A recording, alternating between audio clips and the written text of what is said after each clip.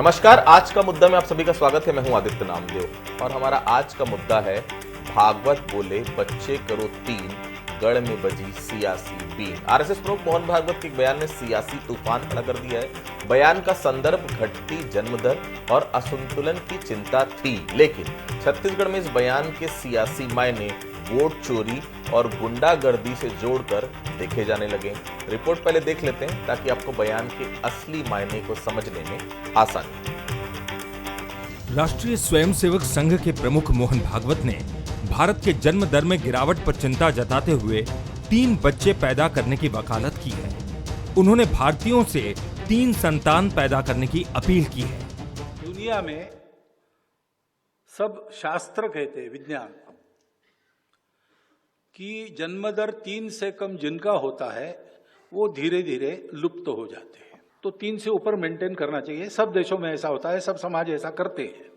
दूसरा, डॉक्टर लोग मुझे बताते हैं कि 3 संतान होने से बहुत देर नहीं करना विवाह में, और 3 संतान होना, इससे माता पिता का, संतानों का, तीनों का स्वास्थ्य अच्छा रहता है। आरएसएस प्रमुख मोहन भागवत की 3 बच्चे पैदा करने की सलाह को लेकर पूर्व सीएम भूपेश बघेल ने तंज कसा।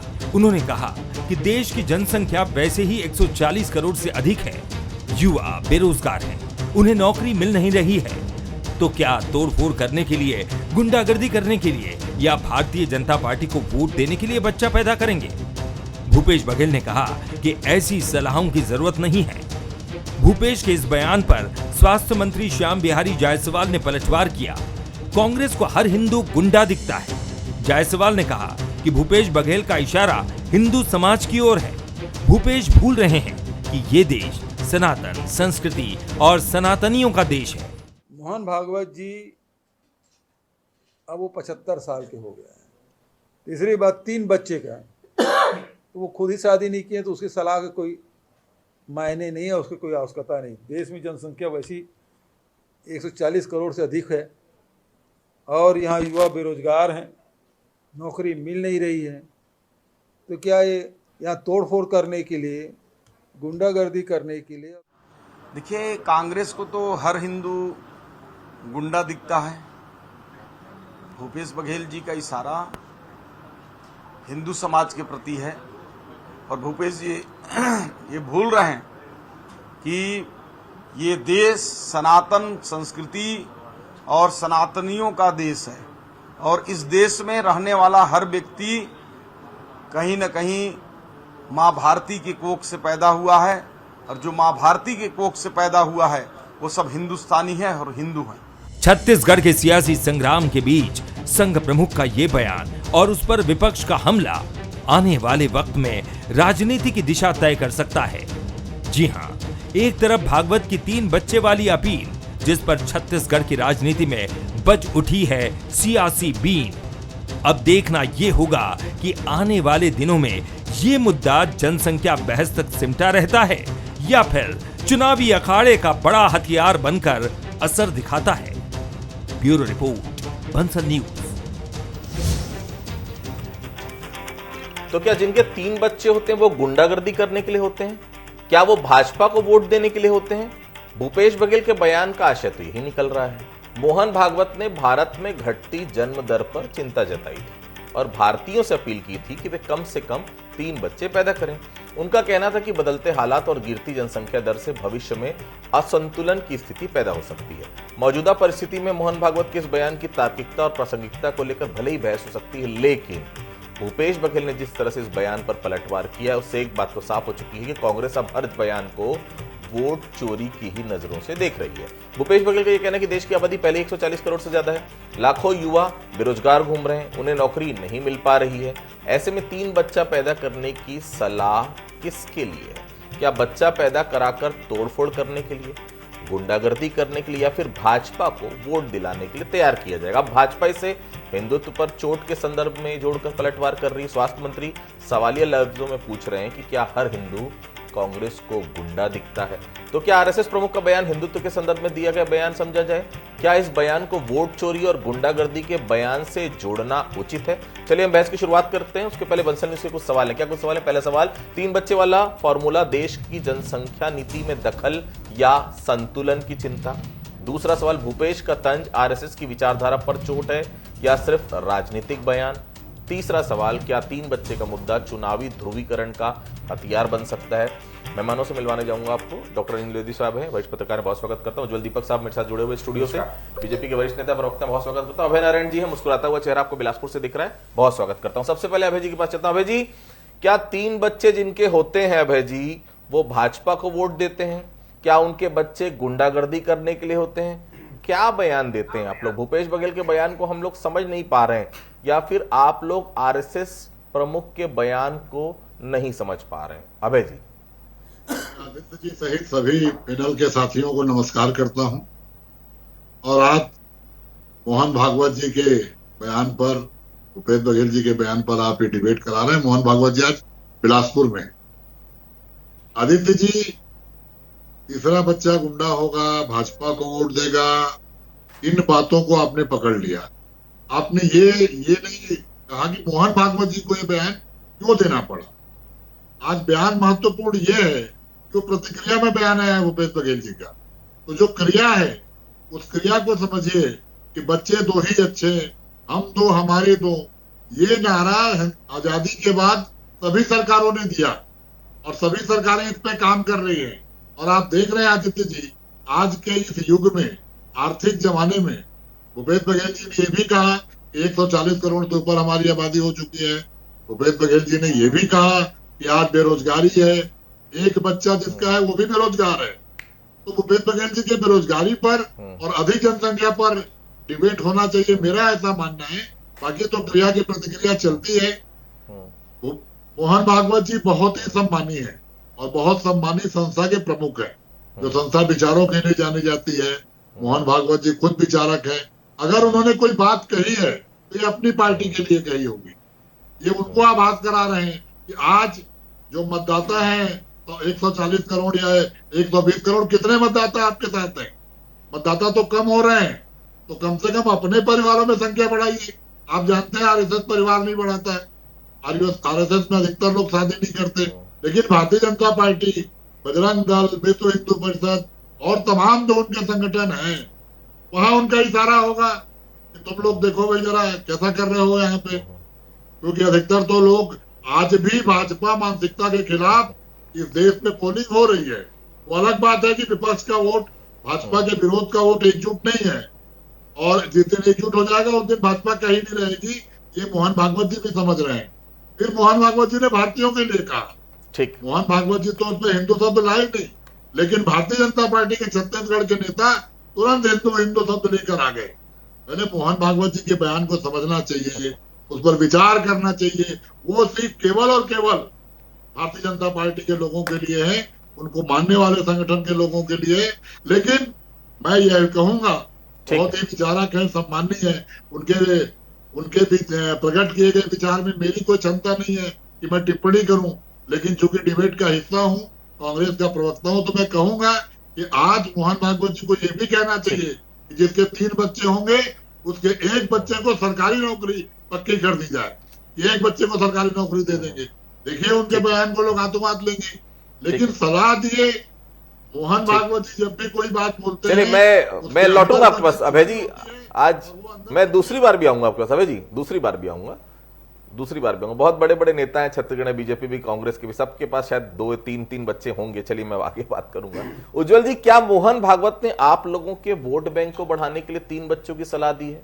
भूपेश बघेल की पूरी बातों से तो कोई सहमत नहीं हो सकता, लेकिन उन्होंने जो 140 करोड़ की जनसंख्या और बेरोजगारी की बातें उठाई है उसे तो स्वीकार करना होगा ना। आज की परिस्थिति में 3 बच्चों का पालन पोषण क्या आसान है किसी माँ बाप के लिए? उज्ज्वल जी। आदित्य जी, कांग्रेस हर वक्तव्य को, हर बयान को, हर नीति को, हर फैसले को सिर्फ वोट के एंगल से देखती है, और यही उनकी नीति रही है। और इसी नीति के कारण आज भारत में जनसांख्यिक एक परिवर्तन देखने को मिल रहा है और असंतुलन हो रहा है कुछ पंथों के बीच में, कुछ संप्रदायों के बीच में। मैं आपको एक बात बताना चाहूँगा, विश्व का इतिहास साक्षी है कि जहाँ भी जनसांख्यिकीय परिवर्तन में असंतुलन होता है वहाँ सामाजिक और राजनीतिक परिवर्तन देखने को मिला है। और हमें ज़्यादा दूर जाने की जरूरत नहीं है, हमारा भारत देश इसका दंश एक बार नहीं 2 बार झेल चुका है। आपको याद आ रहा होगा 1947 में जब देश का विभाजन हुआ तो वह धर्म के आधार पर हुआ था और किसी आधार पर नहीं हुआ था। अगर इस विषय पर कोई डिबेट करना चाहे तो मैं कभी भी कहीं पर भी उपलब्ध हूँ इस विषय पर डिबेट करने के लिए। तो एक कुछ राज्यों में कुछ संप्रदाय की पॉपुलेशन ज़्यादा हो गई थी, उनके नेताओं ने डिमांड किया कि हमको अपने धर्म के लिए एक नया देश चाहिए, हम अपने तरह से जीवन जीना चाहते हैं। और हमने तय किया कि हम ऐसा होने दिया। उस समय कांग्रेस के कुछ नेताओं ने, हमारे जो अग्रवाह थे हमारे देश के, जवाहरलाल नेहरू जी और बाकी कांग्रेस के नेताओं ने इसको होने दिया, तो पाकिस्तान बना। दूसरी बार बांग्लादेश बना, पाकिस्तान से अलग होकर बना पर धर्म के आधार पे वो भी बना। आज आप देखिए भारत भी इसी एक चेतावनी से, एक परिवर्तन से गुजर रहा है। आसाम के कुछ राज्य जहां पर एक धर्म की विशेष की जनसंख्या 20% से 68% तक जहां पहुंची है, हिंदू वहां पे अल्पसंख्यक हो चुके हैं। 6 राज्य अल्पसंख्यक होने की कगार पे हैं। बंगाल के 11 जिले, मैंने सॉरी राज्य कह दिया था, आसाम के कुछ जिले और बंगाल के कुछ जिले होने के कगार पर, कुछ जिले ऑलरेडी हो चुके हैं। तो देश को फिर से एक विभाजन की ओर ले जाने की जो कोशिश है, बस 1 मिनट और लूंगा आपका। और कांग्रेस के प्रवक्ता ने बहुत अच्छी बात बोली, हम दो हमारे दो, बहुत अच्छा नारा था, ये होना भी चाहिए था। जनसंख्या को रोकने के लिए जो जनसंख्या विस्फोट, बचपन में हम निबंध लिखा करते थे जनसंख्या विस्फोट पे, कहीं ना कहीं उस पर कंट्रोल करने की कोशिश की गई थी। पर क्या वो कंट्रोल, क्या वो नारा सिर्फ हिंदू समुदाय के लिए एप्लीकेबल था? क्यों नहीं कांग्रेस ने ऐसी कोई कोशिश की, कोई पुरजोर पहल की कुछ सामाजिक नेताओं, धार्मिक नेताओं के साथ बैठ के कि मुस्लिम समुदाय में भी 7-7, 8-8, 9-9, 10-10 बच्चे पैदा करने का जो चलन चल पड़ा, जिसके कारण ये परिवर्तन, ये जो जनसांख्यिकीय असंतुलन पैदा हो रहा है देश में, इसको रोकने की कोशिश की गई। तो वोट बैंक की जो राजनीति कांग्रेस कर रही है तुष्टीकरण के लिए, मुस्लिम आबादी को तो नहीं रोका गया, पर जब भी हिंदू आबादी को बढ़ाने की बात होती है, भूपेश बघेल ऐसा बचकाना और गैर जिम्मेदाराना बयान देते हैं। उनके मुताबिक अगर 3 बच्चों वाले गुंडे निकलते हैं और भाजपा को वोट देते हैं तो किस कांग्रेस नेता के अगर कितने बच्चे हैं, इसकी भी जांच हो जानी चाहिए। ठीक है द्विवेदी साहब, आज द्विवेदी साहब का चेहरे की लालिमा अलग दिख रही है। देखिए कपड़ा भी लाल है, आज पीछे का बैकग्राउंड भी लाल है, तो अलग ही आज निखार के आ रहे हैं द्विवेदी साहब। द्विवेदी साहब, आप संघ को अच्छी तरह से समझते हैं, आखिर मोहन भागवत समझाना क्या चाह रहे थे? उनकी अपील आज की परिस्थिति में क्या उपयुक्त है? महंगाई, बेरोजगारी, बहुत तमाम समस्याएं हैं, परिस्थितियां जो आज आपको लगता है इजाजत देती है 3 बच्चे पैदा करने की? द्विवेदी साहब देखिए आदित्य जी, आरएसएस एक सामाजिक और सांस्कृतिक संगठन है, वो कोई राजनीतिक संगठन नहीं है। इसलिए महंगाई, बेरोजगारी, इसकी चिंता करने का काम राजनेताओं का है। जहां तक संघ प्रमुख की बात है, मोहन भागवत जी की बात है, उन्होंने जो बात कही है वो हिंदू समाज के चिंता को लेकर के कही है, जो डेमोग्राफी जनसंख्या को लेकर बदल रही है। और जैसा कि अभी मेरे भाई उज्जवल दीपक बता रहे थे कि उन्होंने नाम तो लिए, लेकिन मैं और बताऊं आपको, उसमें जोड़ना चाहूंगा कि असम, पश्चिम बंगाल और बिहार के बहुत से सीमावर्ती जिले ऐसे हैं जहां दूसरे धर्म की आबादी हिंदू धर्म से बहुत ज्यादा आगे बढ़ रही है। और 1951 की जनगणना रिपोर्ट के आधार पर ही परिवार नियोजन लेकर के आया गया बंधुवर। कांग्रेस ने जब परिवार नियोजन लागू किया तो 1951 की जनगणना थी उसके सामने, उसमें क्या रिजल्ट आए? उसमें बताया गया कि जो हिंदू 88% से वो घट करके 83% हो गए, जो मुसलमान 9% से वो बढ़ करके 15% हो गए। तो सरकार को चिंता हुई, इसलिए सरकार ने, कांग्रेस की सरकार थी उस समय, और वो परिवार नियोजन लेकर के आए। हालांकि उसमें अलग अलग मत थे उसको लाने के, और उस समय भी संघ ने बोला कि यह कानून ठीक नहीं है, यह हिंदुओं को दबाने के लिए लाया गया। अगर एक कम्युनिटी की संख्या लगातार बढ़ रही है तो उसका मतलब यह नहीं कि आप हिंदू जो बहुसंख्यक में उनको दबाने के लिए आप दूसरा कानून लेकर के आ जाइए। और इसका समर्थन सबसे ज्यादा संजय गांधी जी ने किया था, जो कांग्रेस के नेता थे। जब मुस्लिमों ने यह कह दिया कि हम परिवार नियोजन को नहीं मानेंगे, तो संजय गांधी ने यह संदेश दिया कि यह कानून सबके लिए है और सबको मानना पड़ेगा। और रातों रात उन्होंने सरकारी दल भेज करके, डॉक्टरों को भेज करके बहुमत में आकर के सबकी नसबंदी कराई और उन्होंने बोला कि यह कानून मानना पड़ेगा। संजय गांधी यदि आज होते ना, तो मुझे नहीं लगता कि ये परिवार नियोजन कानून फिर से लाने की जरूरत होती, या जो डेमोग्राफी बदल रही है दूसरे धर्म की, उसको ठीक किया जा सकता था। तो इसलिए अभी ये और भी बहुत सारी चिंताएं हैं। और सवाल यह है कि अगर 2 से 3 बच्चे पैदा करने के लिए कहा जा रहा है, तो ऐसा तो नहीं है कि यह समस्या सिर्फ हिंदू धर्म में है। कई आप परिवार देख लीजिए, मुस्लिमों में भी परिवार देख लीजिए, 9-9, 10-10 बच्चे हैं। बिल्कुल। और राजनेताओं क्या 9-9, 10-10 बच्चे हैं। तो ये जो असंतुलन है, ये मोहल्ले साहब का जिक्र मत करिए बीच बीच में बार बार जी। अभय जी, आजकल आप लोगों को हर जगह सिर्फ और सिर्फ वोट चोरी दिखती है। मतलब हिंदू के घर में 3 बच्चे पैदा होंगे तो भाजपा को वोट देंगे, इसका मतलब तो यही हुआ ना, आप लोग को जो वोट मिलता है भाई, वो सिर्फ 2 बच्चे वाले घरों से मिलता है। मतलब क्या बोल रहे हैं आप लोग? कुछ सोचते भी नहीं, बोलने के पहले कुछ भी बोल दे रहे हैं आजकल भूपेश बघेल जी। आदित्य जी, आपके डिबेट में ही आपने देखा कि उज्जवल दीपक जी मोहन भागवत जी के बयान का अपने हिसाब से परिभाषित किया और वो हिंदू हिंदू हिंदू हिंदू करते रह गए। वो राष्ट्र विभाजन से स्टार्ट होकर आज तक केवल वो कांग्रेस को हिंदू विरोधी सिद्ध करने में लगे रहे। माननीय पत्रकार महोदय ने भी अभी वही व्याख्या की कि डेमोग्राफी बदल रही है। देखिए, अगर भारत में कोई कानून बनता है तो हिंदू और मुस्लिम के लिए अलग नहीं बनता, क्रिश्चियन और जैन और सिख के लिए अलग नहीं बनता, वो हर भारतीय पे लागू होता है।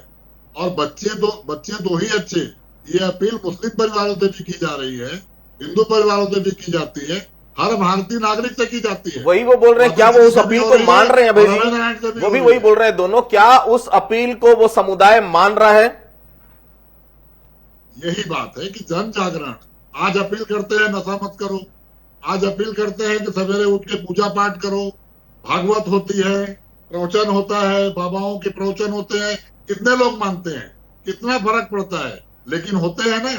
समाज जागरूकता के लिए लगातार प्रवचन चल रहे हैं ना, लगातार कथाएं चल रही है ना, लगातार किताबें प्रकाशित की जा रही है ना, लगातार डिबेट में आपके द्वारा कहीं ना कहीं संदेश दिया जा रहा है ना।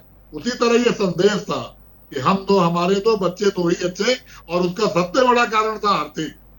आज 40 करोड़ से नीचे लोग, गरीबी रेखा के नीचे, यही सरकार दावा कर रही है। मैं तो कह रहा हूं कि मोहन भागवत जी ये भी अपील करते हैं अपनी सरकार से, जो उनकी समर्थित सरकार है, उनके विचारों की सरकार है, और मोहन भागवत जी का कहा हर वाक्य कानून बन सकता है कि तीसरा बच्चा, जिसका 3 बच्चे वाले जो होंगे, 1 बच्चे को सरकारी नौकरी दी जाएगी। थोड़ी आर्थिक प्रगति की ओर भी हम लोग सोचे। लेकिन मैंने कहा ना कि भूपेश बघेल जी के बयान के एक हिस्से को डिबेट मत कराइए। भूपेश बघेल जी के पूरे बयान पे बात होनी चाहिए कि 140 करोड़ लोगों की स्थिति क्या है, युवाओं की स्थिति क्या है, पढ़े लिखे इंजीनियर और डॉक्टरों की बेरोजगारी के आलम क्या है। बिलासपुर में एक ठेकेदार मजदूर मरा है, 4 दिन से रेलवे के सामने उस मजदूर की पत्नी बैठी है, मुआवजा और श्रम कानून का पता नहीं है। वो भी तो किसी का बच्चा था। उस बच्चे के लिए भी मोहन भागवत जी और उनकी पार्टी चिंता करते। मेरा कहना है कि मोहन भागवत जी विद्वान है। ठीक है, मैं लौटूंगा आपके पास। ठीक है, अपनी विद्वता अपनी पार्टी के लिए प्रदर्शित की है। उज्जवल जी, आपके मंत्री ने बयान दिया है कि कांग्रेस को हर हिंदू गुंडा दिखता है। इसमें हिंदू मुस्लिम कहां से आ गया? मोहन भागवत का बयान क्या हिंदू मुस्लिम से जोड़कर देखा जाना चाहिए, या फिर भूपेश बघेल के बयान का विरोध करने में आप लोगों ने भी, उज्जवल जी, शब्दों की मर्यादा, शब्दों की सीमा जो है वो लांघ दी है? उज्जवल जी, आदित्य जी, एक बयान आया है शायद कांग्रेस के किसी नेता का, और उस पर ध्यान देने की जरूरत है मीडिया को भी। मैं नाम नहीं लूंगा, कांग्रेस के एक बड़े नेता ने कहा है कि मोहन भागवत जी चाहते हैं कि हिंदू ज़्यादा बच्चे पैदा करें ताकि गुंडागर्दी कर सकें, और इसको आपको देखना चाहिए। इस विषय पे श्याम बिहारी जायसवाल जी ने बोला है कि कांग्रेस के नेताओं को हर हिंदू बच्चे में एक गुंडा दिखाई देता है। आपने एक बात और नोटिस की, अभी कांग्रेस के प्रवक्ता जी ने कुछ उदाहरण दिए, बाबाओं के प्रवचन चल रहे हैं, कुछ कथाएं हो रही हैं जहाँ नशा रोकने के लिए बोला जा रहा है कि हिंदू बाबाओं पे, हिंदू संगठनों पे, हिंदू कार्यक्रमों में भागवत कथाओं का ही विरोध कांग्रेस पार्टी क्यों करती है?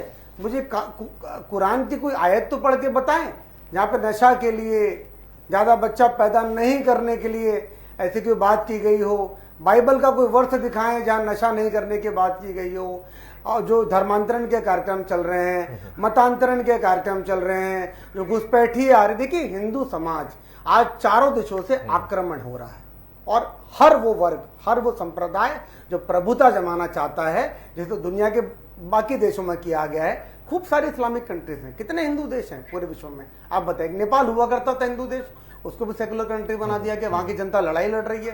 भारत में भी ऐसे कुछ कोशिश की जा रही है कि 2-4 और विभाजन हो जाएं, और कांग्रेस पार्टी इसको लीड कर रही है। एक मिनट, छोटा सा जवाब प्लीज, बहुत लंबा आदित्य जी देखिए, बहुत लंबा बोला भाई जी ने। ठीक है, आपको समझना पड़ेगा कि कांग्रेस पार्टी हमारे भागवत कथाओं के ही विपक्ष में क्यों बोलती है। मैं आपसे पूछना चाहूंगा, अभय नारायण जी, आपके अगले वर्जन को मुझसे जवाब चाहिए, आप क्यों कुरान और बाइबल का जिक्र नहीं करते? जब आप बात कर रहे हैं तो हम कम से कम बोल तो रहे हैं, हमारे बाबा लोग, हमारे साधु लोग, धर्म के धर्माचार्य समाज में, और आप कुरान के लेकिन किसी भी धर्म के अनुयायियों में बदलाव नहीं आ रहा है। आखिर हिंदू वोट क्यों नहीं कर रहे कांग्रेस पार्टी को, और क्यों मुस्लिम में वोट कर रहे कांग्रेस पार्टी को?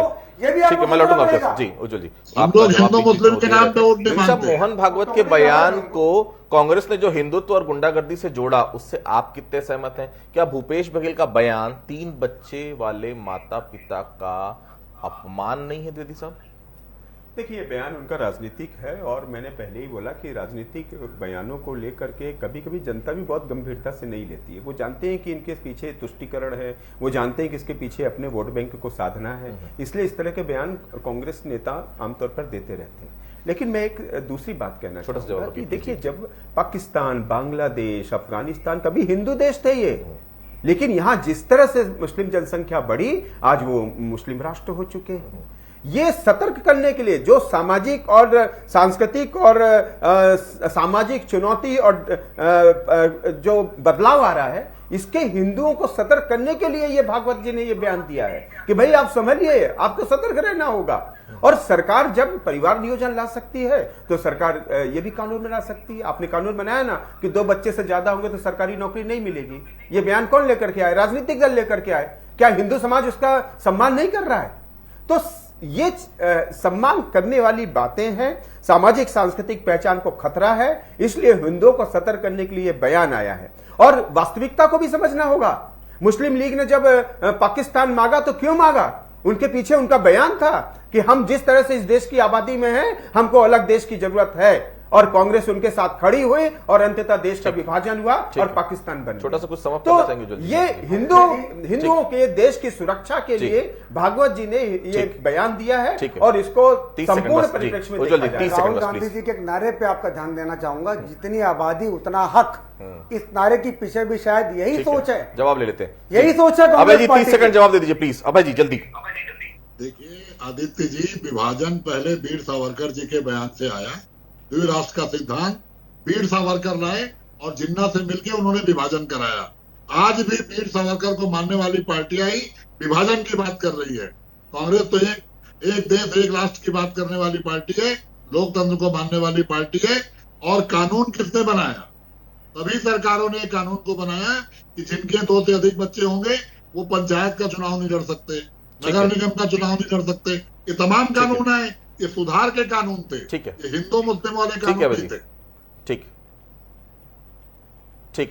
तो देखिए, भारत की जनसंख्या पहले कितनी थी, भारत की जनसंख्या अब कितनी है, भारत की जब उस समय की जनसंख्या में हिंदू कितने थे, आज की जनसंख्या में मुस्लिम कितने हैं? बयान तो है, बयान के अलग अलग मायने भी हैं, लेकिन बयानों में हकीकत भी है। रायपुर का एक बैजनाथ पारा इलाका हुआ करता था, आपका एक मिनट और लूंगा मैं। उस इलाके में पहले 50% हिंदू 50% मुस्लिम रहते थे। आज उस बैजनाथ पारा में आपको हिंदुओं के घर खोजने पड़ेंगे। तो ये तो दिक्कतें हैं, और ये अगर ये दिक्कतें हैं तो निश्चित तौर पर सोचनीय प्रश्न जरूर है आप सबके लिए। आप सभी हमसे जुड़े, फिल्म को बहुत बहुत धन्यवाद। आज का मुद्दा में फिलहाल इतना ही। बाकी खबरों के लिए आप लगातार बने रहिए बंसल न्यूज के साथ। नमस्कार।